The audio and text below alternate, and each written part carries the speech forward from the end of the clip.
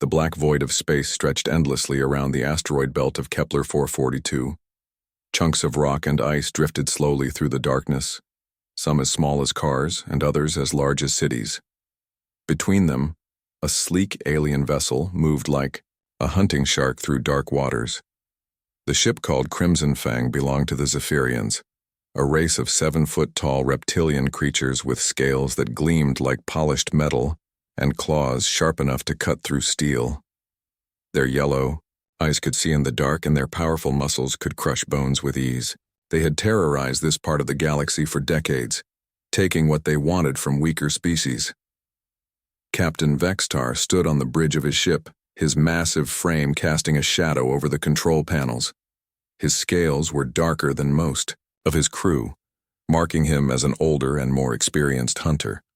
Scars covered his arms and chest, each one a story of victory over some foolish prey that had tried to fight back. "Captain," hissed his sensor operator, a smaller Zephyrian named Kekth, "I have detected a vessel moving through the asteroid field." Vextar turned his reptilian head toward the main screen as it flickered to life. The image showed a human ship, roughly 300 meters long, with a design that looked clumsy and slow compared to Zephyrian vessels. It had a blocky shape, with large cargo holds visible along its sides. "What type of ship is it?" Vextar asked, his voice like gravel grinding together. "It appears to be a cargo freighter, Captain. The design matches intelligence reports on human merchant vessels. It is traveling alone with no escort ships." A cruel smile spread across Vextar's lizard-like face, revealing rows of sharp teeth. Humans were new to space travel. Barely 50 years since they had developed faster-than-light engines. The reports from other pirate crews described them as soft, weak creatures who surrendered quickly when faced with superior force. "How many crew members?" he asked. "Scans show life signs for approximately 8 to 10 beings aboard, Captain. The ship appears to be lightly armed with only basic defensive systems." Vextar felt his hunting instincts awaken. This would be easy prey, almost too easy. Human ships were known to carry valuable cargo, and human slaves brought good prices in the gladiator pits of the outer worlds. The weak creatures provided entertainment for stronger species, who enjoyed watching them struggle hopelessly against superior opponents. "Bring us closer," he ordered. "But maintain distance. I want to study our prey before we strike." The Crimson Fang moved silently through the asteroid field, its advanced engines making no sound in the vacuum of space. Vextar watched the human ship on his screen, noting how it moved in a straight line with no attempt at evasive maneuvers. The humans had no idea death was approaching them. Meanwhile, aboard the human vessel Prairie Wind, Captain Jake Morrison sat in his command chair studying the same sensor readings that showed the approaching alien ship. He was a man of average height with brown hair going gray at the temples and calm blue eyes that missed nothing. His crew called him Jake, but enemies who had faced him in combat had other names for him, most of them spoken in fear. "Captain," said Lisa Parker, his first officer, "we have a Zephyrian pirate vessel approaching from our port side. They are maintaining distance but clearly tracking our movement." Lisa was a woman in her 30s with short black hair and sharp green eyes. She stood at her station with the confidence of someone who had faced danger many times before and lived to tell about it. "How long have they been following us?" Jake asked in a calm voice. "Approximately 20 minutes, sir. They think they are being sneaky." A small smile crossed Jake's face. "Are they now? Well, we would not want to disappoint them. Send word to the crew. Tell them we have visitors coming, and they should prepare accordingly." "Protocol 7, Captain?" Lisa asked. "Protocol 7, Jake confirmed." Throughout the ship, the crew received the message and began their preparations. To any outside observer, they would appear to be doing routine maintenance work. But each crew member was actually taking their position for what was about to unfold. Tony Rodriguez, the ship's engineer, was a stocky man with calloused hands and oil stains on his uniform. He moved through the engine room making adjustments to systems that appeared to be standard maintenance. In reality, he was preparing surprises that would make any boarding party very uncomfortable. Sam Johnson handled communications from his station on the bridge. He was a thin man with nervous energy who seemed to fidget constantly.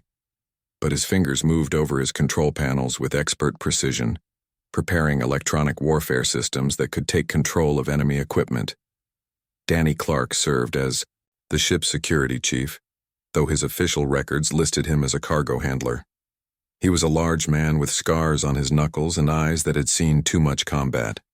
He moved through the ship's corridors, checking hidden weapon caches and making sure defensive positions were ready. Amy Davis worked in the medical bay, officially listed as the ship's doctor. She was a small woman with gentle hands and a soft voice, but she possessed knowledge of alien biology that would surprise most people. She prepared medical supplies for treating both humans and other species, though some of her preparations were not for healing. Pete Williams sat at the navigation station, his fingers dancing over star charts and course calculations. He appeared to be planning their next jump to hyperspace, but he was actually mapping the perfect killing field in the asteroid belt around them. Nick Jones and Helen Carter worked in the cargo holds, moving containers and checking inventory lists. They looked like ordinary cargo handlers, but the containers they moved held surprises that no pirate would expect to find on a merchant vessel. Back on the Crimson Fang, Captain Vextar grew impatient watching his prey move so slowly and predictably through the asteroid field. "They show no signs of detecting us," reported Skekth.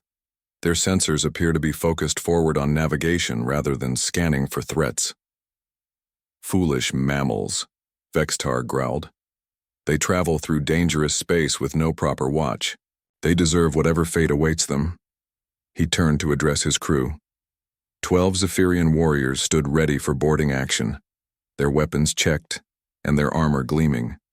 Each one was a veteran of dozens of raids, experienced in the art of taking ships and subduing their crews. "Commander Krathel," Vextar called to his second-in-command, a scarred warrior with one missing eye. "Take your boarding party and prepare to capture that vessel. I want prisoners for questioning and cargo for selling. Try not to damage the ship too badly. Human vessels bring good prices when sold intact." "It will be done, Captain," Krathel replied, his voice filled with confidence. "These soft creatures will surrender the moment they see us. Most species do." Vextar nodded in agreement. The reports all said the same thing about humans. They were a young species, new to space and unprepared for the realities of galactic life. They had never faced real predators like the Zephyrians. "Move us into position," he ordered. "Open communication channels. Let us see how quickly these humans can beg for mercy." The Crimson Fang accelerated toward the prairie wind, its weapons powering up and boarding tubes extending like the fangs of a giant serpent. Captain Vextar felt the familiar thrill of the hunt as his prey came within striking distance. On the human ship, Jake Morrison watched the approaching pirate vessel, with the same calm expression he had worn throughout the encounter.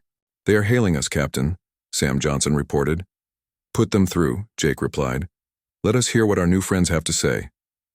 The main screen flickered to life, showing the terrifying visage of Captain Vextar. His yellow eyes gleamed with predatory hunger and his claws extended as he spoke.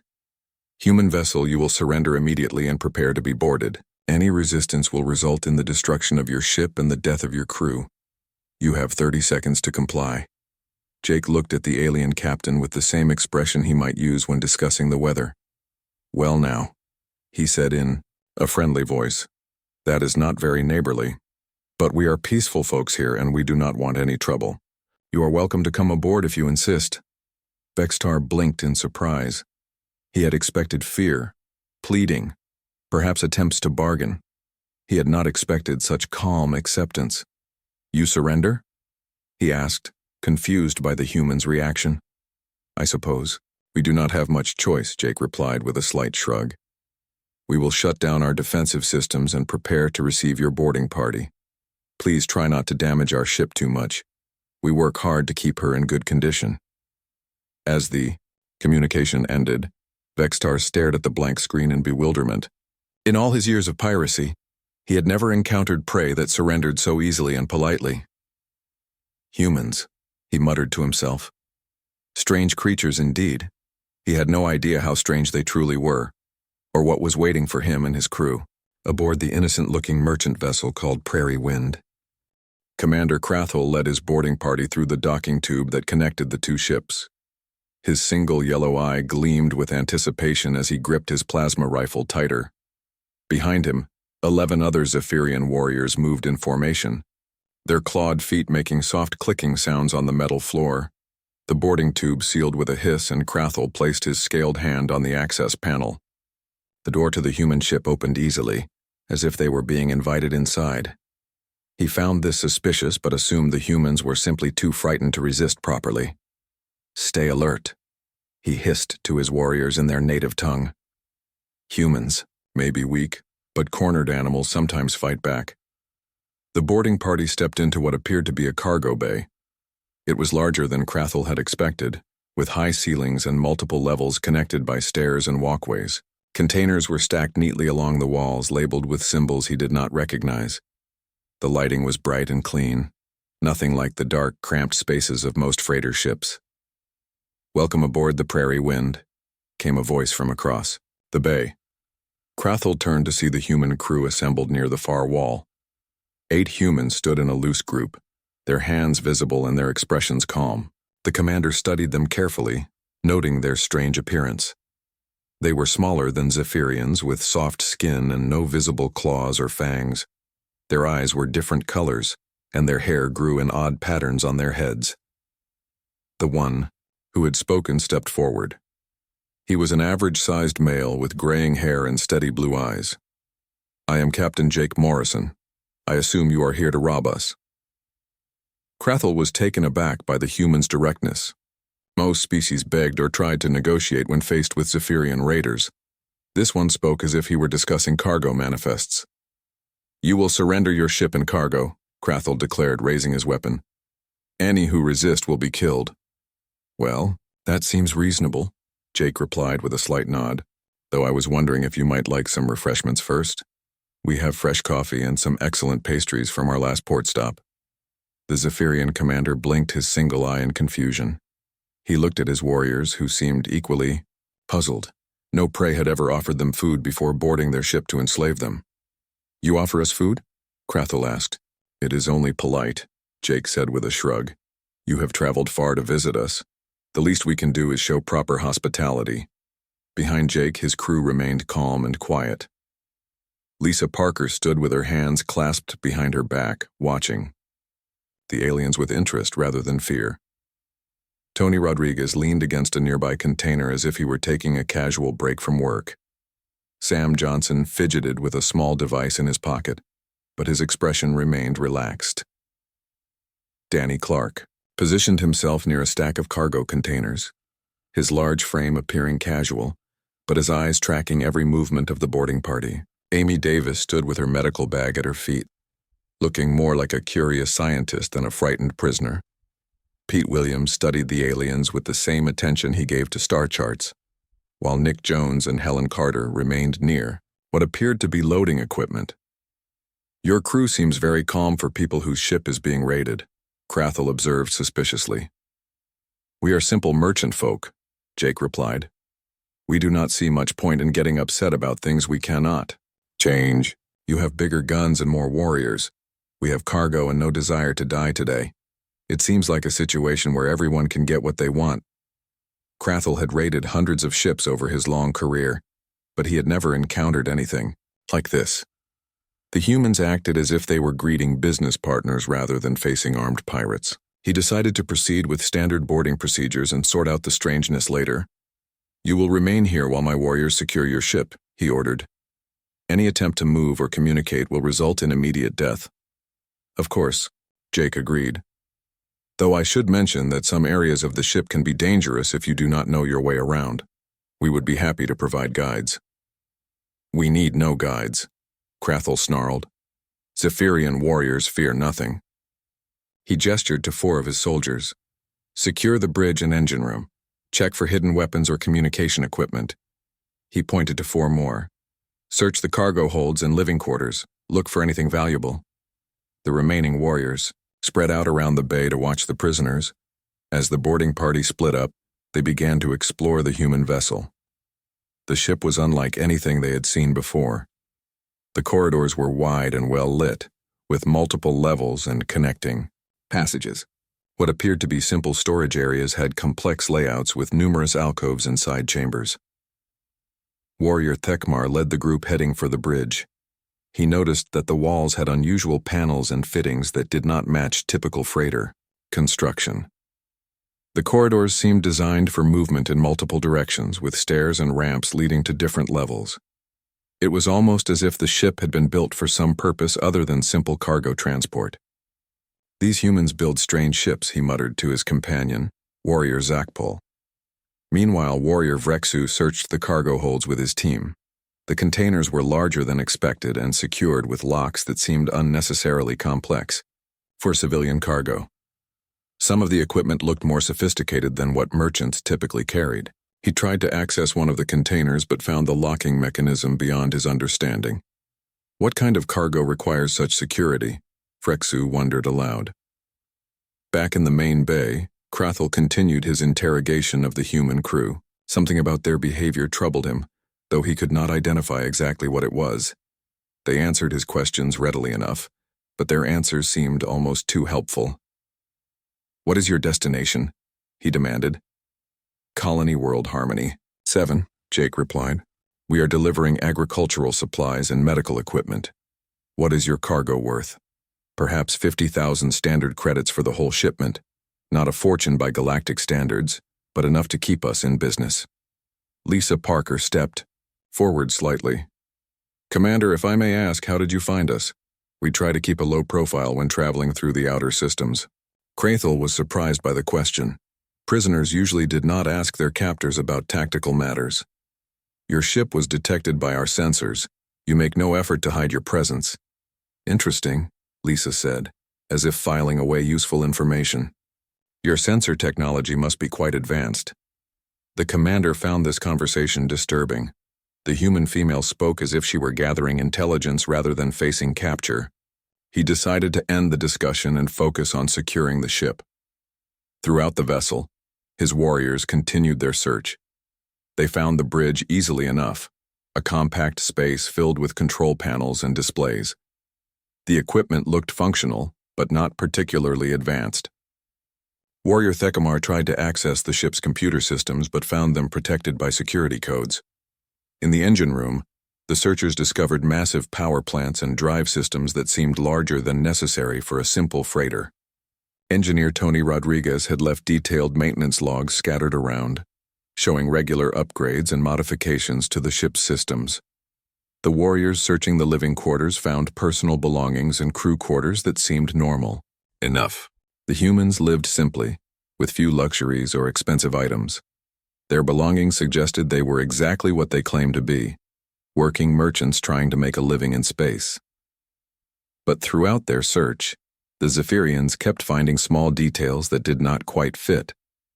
Corridors that seemed designed for combat movement, equipment that appeared more military than civilian, storage areas that could serve as defensive positions, nothing obvious, nothing they could point to as proof of deception, but enough small oddities to create a growing sense of unease.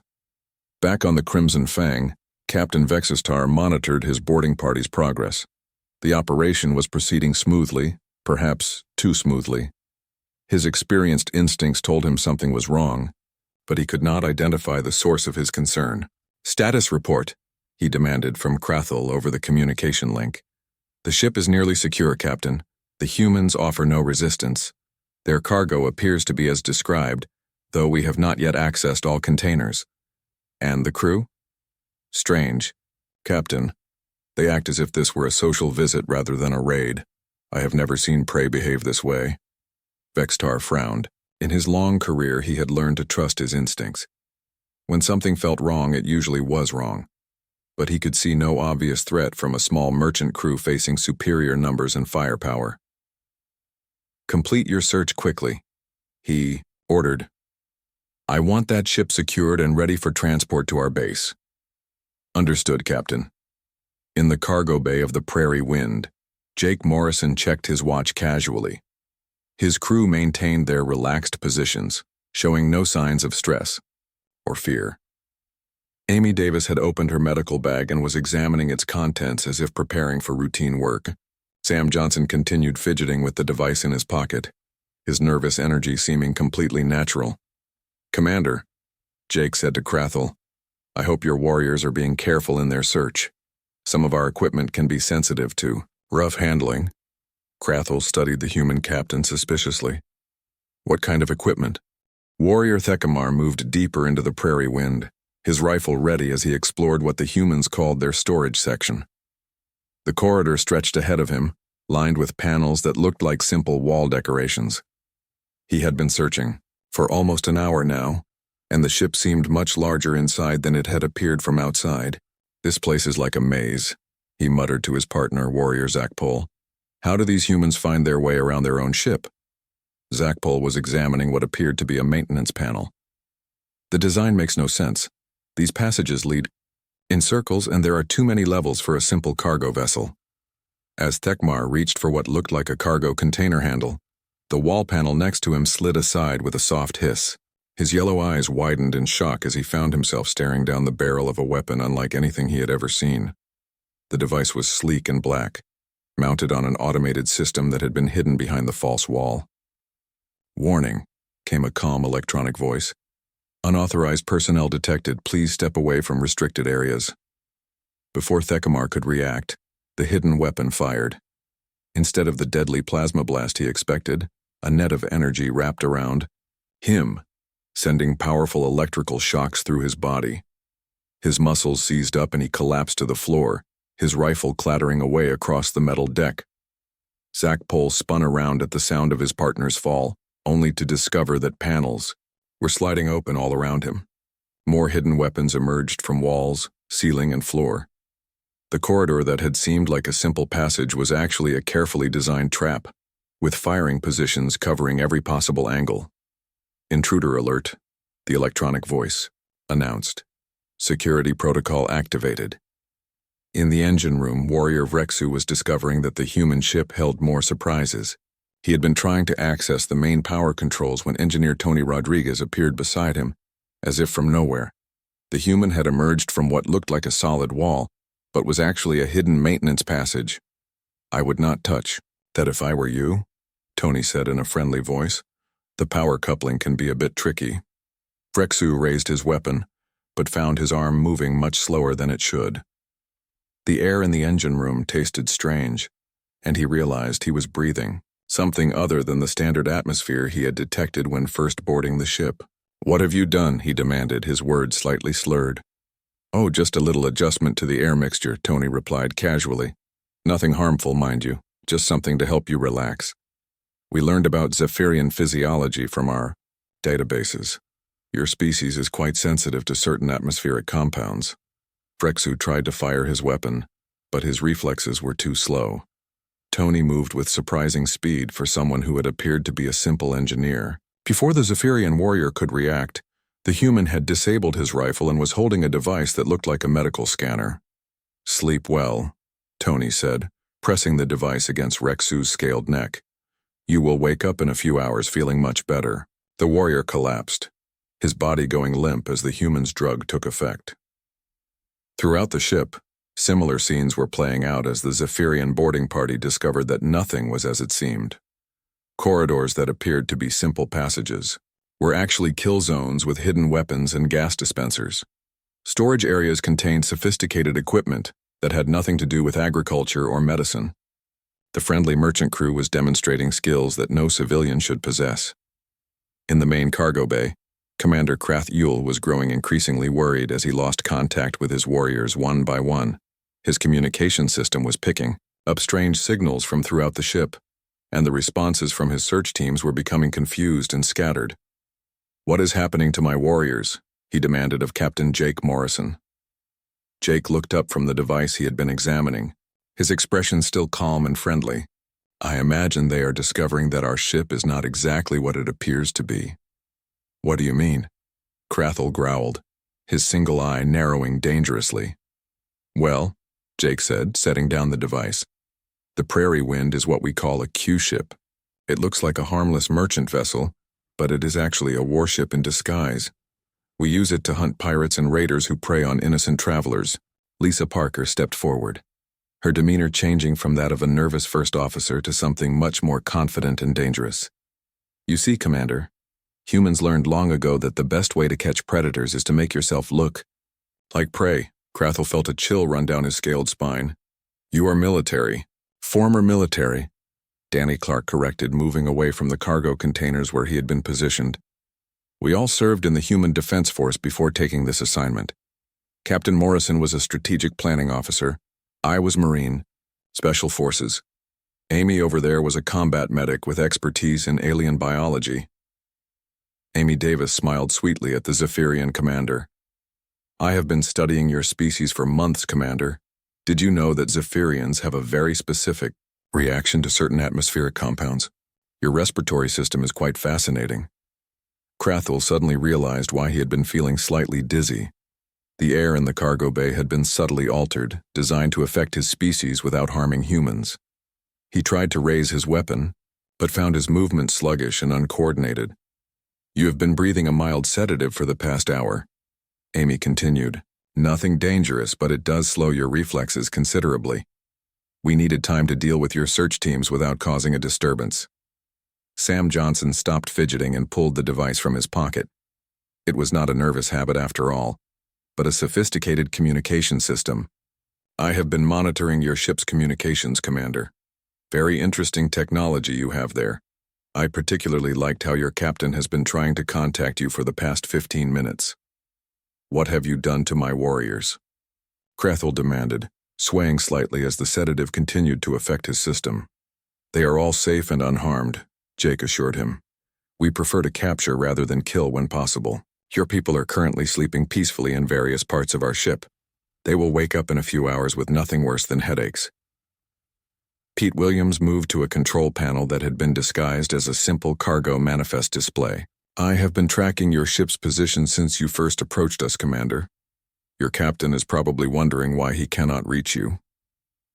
The panel lit up with a detailed tactical display showing the positions of both ships, the locations of the captured Zephyrian warriors, and a complete analysis of the Crimson Fang's weapons and defenses. "You see," Jake explained, "we have been studying pirate tactics for months. We know how you operate, what you look for in targets, and how you conduct your raids. This entire encounter was planned from the moment you first detected our ship."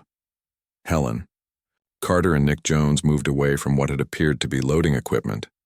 The devices they had been working with were actually sophisticated weapons systems, carefully disguised as civilian cargo handling tools. "The containers you were so interested in?" Nick said with a grin. "They contain military-grade weapons, armor, and surveillance equipment. We are what you might call a wolf in sheep's clothing." Krathel tried to back toward the exit but found his path blocked by Lisa Parker, who was now holding a weapon that had been concealed in her uniform. "I would not recommend trying to return to your ship, Commander," she said. "We have already taken control of your docking systems. Your vessel is locked to ours until we decide to release it." On the bridge of the Crimson Fang, Captain Vex Tar was indeed growing frustrated with his inability to contact his boarding party. His communication attempts were being met with static and interference, and his sensors were showing strange energy readings from the human ship. "Something is wrong," he muttered to his remaining crew. "Prepare weapons, target the human vessel." But, as he gave the order, his weapons officer looked up from his control panel with confusion. "Captain, our targeting systems are not responding properly. Something is interfering with our sensors." Vextar turned to his communications officer. "Are you receiving anything from Commander Krathel?" "Only scattered transmissions, Captain. The signals are being jammed by some kind of electronic warfare system." The Zephyrian captain felt a growing sense of dread. His boarding party had been out of contact for too long. His ship's systems were being interfered with, and the human vessel was showing energy signatures that did not match any civilian ship he had ever encountered. "Captain," his sensor operator called out, "the human ship is powering up weapon systems. Multiple energy signatures are coming online." Vextar watched in horror as the innocent-looking merchant vessel revealed its true nature. Hidden panels slid aside along its hull, exposing weapon batteries that had been completely concealed. What had appeared to be agricultural equipment was actually a sophisticated sensor array, that had been scanning his ship and identifying its weaknesses. "It is a trap," he whispered. "We have been hunting a predator, not prey." Back aboard the Prairie Wind, Jake Morrison was explaining the situation to the captured Zephyrian commander. "Your species has a reputation for being excellent hunters, Commander, but you made a crucial mistake." Captain Vextar stared at the human captain on his main screen, his scaled hands gripping the sides of his command chair. The image before him showed Jake Morrison standing calmly in what was supposed to be a captured cargo bay, while Commander Crothall swayed unsteadily in the background, clearly affected by some kind of drug. "What have you done to my boarding party?" Vextar demanded, his voice filled with rage and growing fear. "They are all alive and unharmed," Jake replied in the same pleasant tone he had used throughout their encounter. "We prefer to capture, rather, than kill when possible. Your warriors are currently sleeping peacefully in various secure locations aboard our ship. Release them immediately, or I will destroy your vessel," Vextar threatened, though his voice lacked its earlier confidence. Jake smiled slightly. "Captain, I think you should take a closer look at your tactical situation before making threats." On cue, Pete Williams activated the Prairie Wind's true sensor array. The human ship's disguised agricultural equipment revealed itself as one of the most sophisticated scanning systems in known space. Within seconds, it had mapped every detail of the Crimson Fang's hull, identified its weapon placements, located its power sources, and found its structural weak points. "Your ship is a modified Korthak-class raider," Jake said, reading from the data display.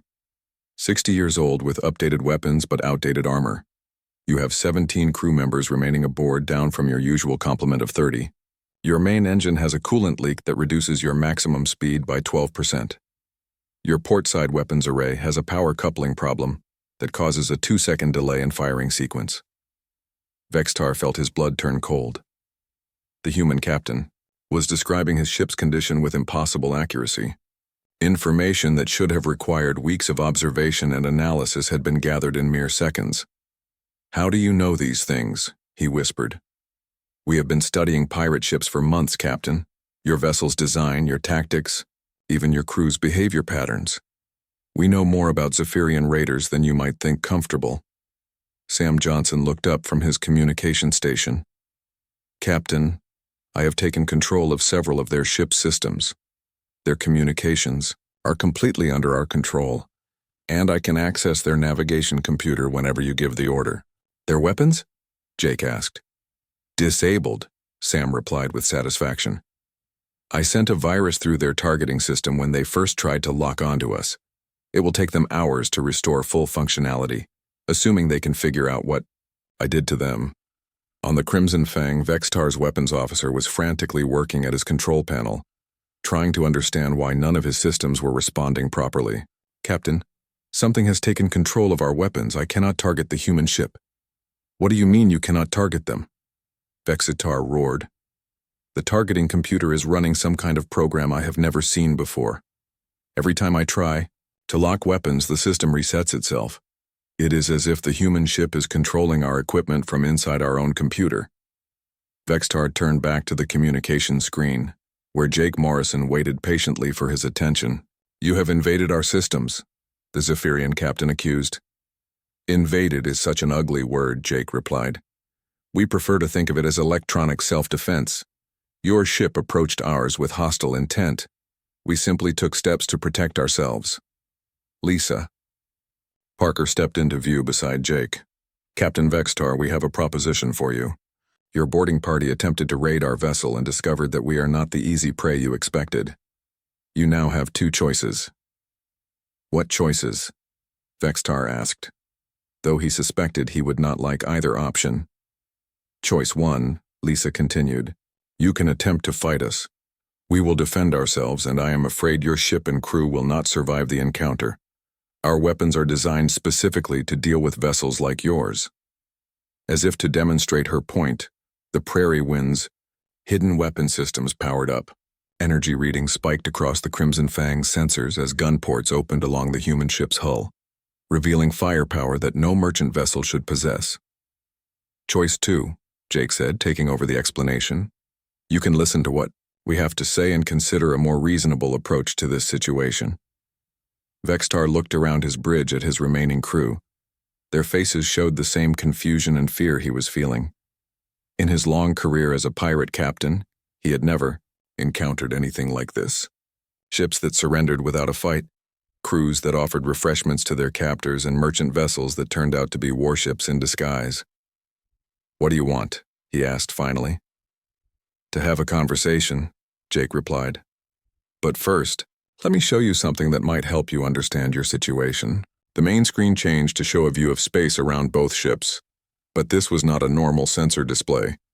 It showed energy signatures, weapon ranges, and tactical positions with a level of detail that made Vextar's military training scream. Warnings in his head. "As you can see," Jake explained, "your ship is currently surrounded by 3 other vessels that have been tracking you for the past 6 hours. They were waiting in the asteroid field when you arrived." Vextar stared at the display in horror. 3 more ships had moved into position around the Crimson Fang, while his attention was focused on the Prairie Wind. They had appeared on his sensors as asteroids, but the human display revealed them to be warships with their weapon systems, trained on his vessel. "Impossible," he breathed. "Our sensors would have detected them." "Your sensors detected exactly what we wanted them to detect," Pete Williams called out from his station. "Human stealth technology is quite advanced, Captain. We have been watching you hunt in the system for weeks, learning your patterns and waiting for the right moment to spring our trap." Danny Clark moved closer to the communication pickup, his large frame filling part of the screen. "Captain Vextar, I want you to understand something important. You and your crew are not prisoners. You are not captured enemies. You are students who are about to learn a very important lesson about hunting in human space." "What lesson?" Vextar asked, his voice barely above a whisper. "That humans are not prey," Danny replied grimly. "We are predators.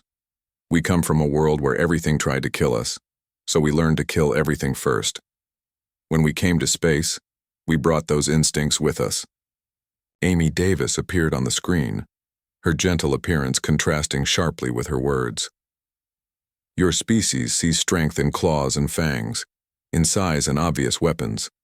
But humans learned that the deadliest predators are often the ones that look harmless until it is too late to escape." Tony Rodriguez joined the conversation from his position near the engineering controls. "Every human ship in space is potentially a warship, Captain. Every merchant vessel can become a fighter. Every cargo hauler might be carrying weapons instead of trade goods. We do not build ships that cannot defend themselves." "But why?" Vextar asked. "Why go to such lengths to disguise your capabilities?" "Because," Jake said simply, "predators like you only attack what they think is weak. If we traveled in obvious warships, you would simply avoid us and continue raiding actual merchant vessels. Innocent people would continue to suffer while you escaped justice."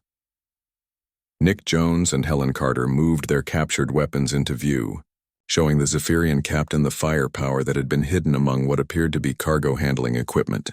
"So we become the bait," Helen explained. "We make ourselves look like easy targets and wait for pirates to come to us. It is much more efficient than trying to hunt you down in the vastness of space." "Every Q-ship operation removes dangerous raiders from the space lanes," Nick added. "Every pirate crew we capture is a dozen merchant ships that will not be attacked next month." Sam Johnson looked up from his control station. "Captain, I have finished downloading their ship's computer files. We now have complete records of every raid they have conducted in the past 5 years, including the locations of their bases and the names of their criminal contacts." "Excellent," Jake replied. "That information will be very useful to our law enforcement partners." Vextar felt his world collapsing around him. Not only had his raid failed completely, but the humans had somehow stolen his most sensitive data. Information that could destroy his entire criminal organization was now in the hands of his enemies. "You are thieves," he accused desperately. "We are justice," Lisa corrected. "Your computer files contain evidence of hundreds of crimes against innocent civilians. Ships destroyed, crews murdered, cargo stolen, people sold into slavery. That information will help us locate your victims and shut down your operation permanently, Amy." Davis moved closer to where Commander Krathel was being held. The Zephyrian warrior was still conscious but clearly struggling against the effects of the sedative. "Your commander will be fine," she assured Vextar. "The compound I used is specifically designed for Zephyrian physiology. It will wear off in a few hours with no lasting effects. We studied your species carefully before undertaking this operation." "You planned this," Vextar realized. "All of it. The route we took, the cargo you appeared to be carrying, even our decision to attack your ship." "Of course we planned it," Jake confirmed. "We have been tracking your ship for weeks, learning your hunting patterns and preferences." Captain Vextar sat in his command chair, staring at the blank communication screen where Jake Morrison's face had been moments before. Around him, his remaining crew worked frantically at their control panels, trying to restore power to systems that no longer responded to their commands. The bridge lights flickered as the human ship maintained control over their life support systems. "Captain," his communications officer called out, "I am receiving a transmission from the human vessel." "Put it through," Vextar said wearily. The screen flickered to life, but instead of showing Jake Morrison, it displayed what appeared to be a historical record. The image showed human ships in combat, but these were not the sleek warships Vextar had expected. They were converted merchant vessels, cargo haulers, and civilian transports that had been modified for war. Jake Morrison's voice provided narration over the images. "Captain Vextar, what you are seeing is footage from humanity's early expansion into space. We learned quickly that the galaxy was full of predators who saw us as easy prey. The display changed to show burning human colonies and destroyed ships floating in space. Bodies drifted among the wreckage, and Vextar could see that many of the victims had been civilians, including children. These attacks taught us an important lesson," Jake continued. "We could not rely on others for protection. We could not assume that displaying weakness would earn us mercy. We learned that in a galaxy full of predators, the only way to protect the innocent was to become better predators ourselves."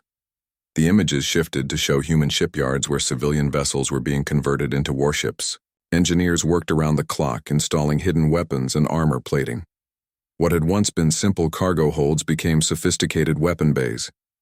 "We call them Q ships," Jake explained. "Warships disguised as harmless civilian vessels. Every human merchant ship is potentially one of these vessels. Every cargo hauler might be carrying weapons instead of trade goods. Every passenger liner could be filled with soldiers instead of tourists." Vextar watched in fascination and growing horror as the display showed dozens of different ship types, all appearing innocent, but hiding deadly capabilities. Freighters with concealed missile launchers, passenger ships with armored hulls, even small personal craft with sophisticated electronic warfare systems. "But this goes deeper than just ships," Jake's voice continued. "Every human crew is trained for combat. Every merchant captain has military experience. Every engineer knows how to build weapons. Every doctor understands alien biology well enough to design specific countermeasures." The screen changed to show training facilities where civilian crews practiced combat drills. Merchants learning to use military weapons, engineers studying alien ship designs, doctors analyzing the weak points of various species. "You see, Captain Vextar, humans do not just prepare for war. We prepare to win it decisively. We study our enemies, learn their weaknesses, and develop tactics specifically designed to exploit those weaknesses." Back aboard the Prairie Wind, Jake Morrison stood in the cargo bay where Commander Krathel and several other captured Zephyrian warriors sat under guard. The aliens were awake now but still groggy from the sedatives. Their weapons and armor had been removed, and they were secured with restraints designed specifically for their species. "Commander," Jake said, addressing Krathel directly, "your people have a reputation as fierce warriors, strong, fast, deadly in close combat. Your claws can cut through most materials, and your scales provide natural armor against many weapons." Krathel glared at him with his single yellow eye. "We are the apex predators of this galaxy." "Were," Jake corrected gently. "You were apex predators until you encountered a species that had already faced down the real apex predators of our own world. Do you know what we call creatures like you on Earth? What? Krathel asked reluctantly. Large prey, Jake replied. Your ancestors never had to worry about smaller, weaker creatures that hunted in packs and used tools. You evolved to dominate through individual strength and intimidation, but humans evolved on a world where everything was trying to kill us. Amy Davis stepped forward with her medical scanner, checking the vital signs of the captured warriors. Your species is fascinating from a biological standpoint, she said conversationally. Very powerful, very durable, but with some interesting vulnerabilities that evolution never addressed. What vulnerabilities? Krathel demanded. Your respiratory system is designed for a specific atmospheric composition, Amy explained. Our small change in gas mixture affects your reflexes and cognitive function. Your nervous system responds predictably to certain electrical frequencies. Your natural scales, while effective against energy weapons, actually conduct specific types of electromagnetic radiation quite well. Tony Rodriguez joined the conversation. We spent months studying captured Zephyrian equipment, analyzing your ship designs and learning about your physiology. Every weakness, every design flaw, every tactical limitation. We know your species better than you know yourselves. Sam Johnson looked up from his communication equipment. Captain, I have been monitoring pirate communication channels throughout this sector. Word is already spreading about our operation here. What are they saying? Jake asked. Fear, mostly. Stories about human ghost ships that appear from nowhere and disappear just as quickly. Ships that look like merchants but fight like warships. Crews that seem helpless but turn out to be deadly. Lisa Parker activated a holographic display showing star charts of the surrounding systems. This operation is one of dozens currently in progress, Captain Vextar. Human Q-ships are operating throughout pirate-controlled space, hunting raiders and gathering intelligence. The display showed the locations of other human operations, each one a red dot on the star map. There were far more than Vextar had imagined possible. Every successful raid teaches us more about pirate tactics, Lisa continued. Every captured ship provides us with intelligence about criminal networks. Every interrogated crew member gives us information about hidden bases and planned attacks. Pete Williams brought up another display showing trade route statistics. Pirate attacks on civilian shipping have decreased by 60% in the past year. Raiders are becoming afraid to attack ships that might be Q ships in disguise. You are changing the nature of piracy itself, Vextar realized. That is the idea, Jake confirmed. We are making it too dangerous and unprofitable for criminals to operate in human space. Soon, pirates will avoid this entire sector rather than risk encountering our ships. Danny Clark moved to stand in front of the captured Zephyrians. Your species believes in strength through intimidation. You attack what appears weak and avoid what appears strong. But humans learn that the strongest predators are often the ones that look like prey until the moment they strike. Nick Jones and Helen Carter brought out examples of the disguised weapons that had been hidden throughout the ship. Devices that looked like cargo handling equipment but were actually sophisticated military hardware. Every piece of equipment on this ship serves a dual purpose, Helen explained. Our cargo containers are actually armor plating. Our loading equipment doubles as weapons systems. Our navigation computers are also tactical analysis systems. Even our food synthesizers can produce chemical compounds useful for combat operations, Nick added with a slight smile. Amy Davis checked her chronometer. The sedatives will wear off completely in another hour. Your crew will be fully recovered by then. What happens to us now? Commander Krathel asked. Jake Morrison considered the question carefully. That depends on your captain's decision. We are prepared to offer him a choice. On the bridge of the Crimson Fang, Vextar received another transmission from the human ship. This time, Jake Morrison appeared on screen along with several other human captains that Vextar did not recognize.